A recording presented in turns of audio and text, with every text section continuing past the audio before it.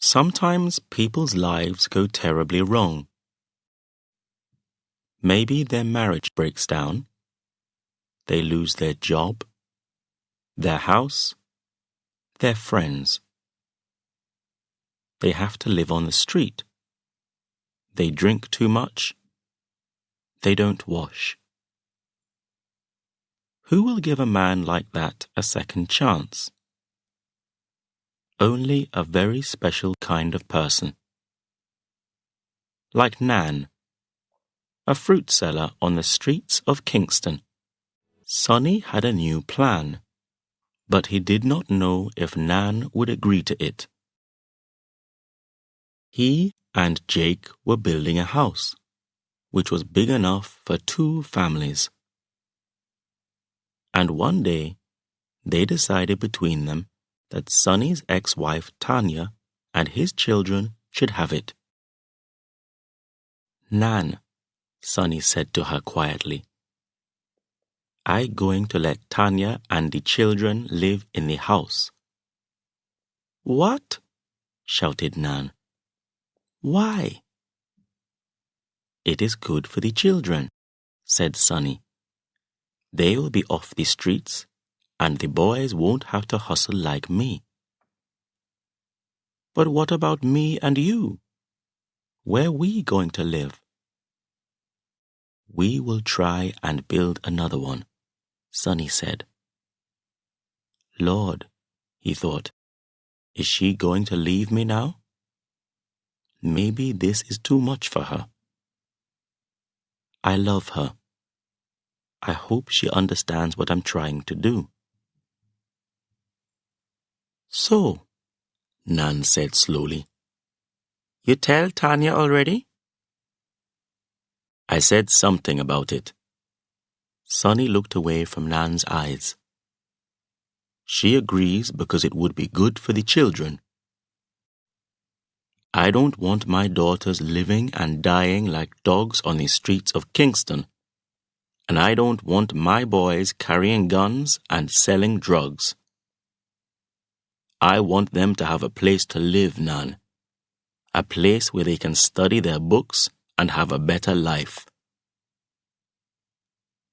It is a hard thing you ask, Sonny, Nan said quietly. Sonny was a good man, and Nan trusted him. But she could not understand why he still cared about his ex-wife Tanya.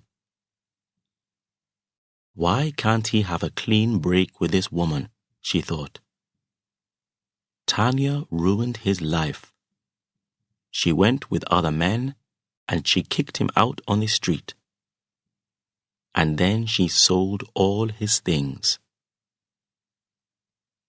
Nan remembered the day when she first met Sonny, a day that changed her life.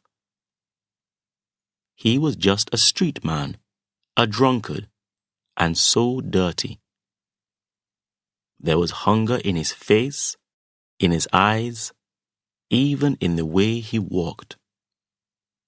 She watched him for a while, then called out to him, Old man, come here. You hungry? Yes, ma'am. What kind of a street man was this? She thought. Nobody ever called her ma'am.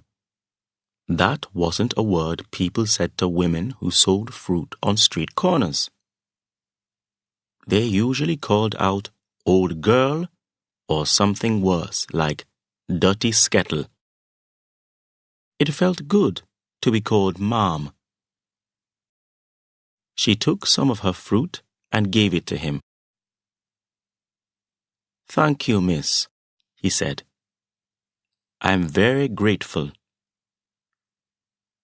He came by every day after that, and every day she gave him some fruit.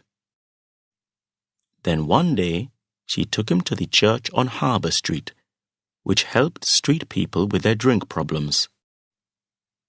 They agreed to help him and took him in. 2 months later, a clean, tidy man in a light brown suit stopped by her stall and said, "How are you, madam?" He gave a big smile, showing his white teeth. "Here's something for you," he said, and held out two $1,000 bills. "Thank you," Nan said, "but why are you giving me so much money?" "You helped me when I needed someone," he said quietly. "You brought me back to life." Nan stared at him, not understanding. "I was that old drunkard on the streets," he explained, "and you gave me food every day." "What?" said Nan. "I happy to see that you are right now." "Yes, thanks to you. I now have a job with the town council, you know. I drive the garbage truck." Nan smiled happily. She went on smiling for the next year and a half. She felt young again and full of hope. At last she could forget the sad years when she was 16 with a baby and no chance to go to school and get a better life for herself. She and Sonny started living together, and now they were planning to get married and have a home of their own. She decided to give Sonny this one thing, and to give it freely, because she trusted him. "Okay, go on," she said to Sonny. "Let them live in the house, and we will work together to build our own." Sonny put his long arms around Nan's comfortable body and pulled her close. He understood what she was saying, that she trusted him, that she was strong enough to wait. He put his mouth close to her ear and whispered, "Thank you."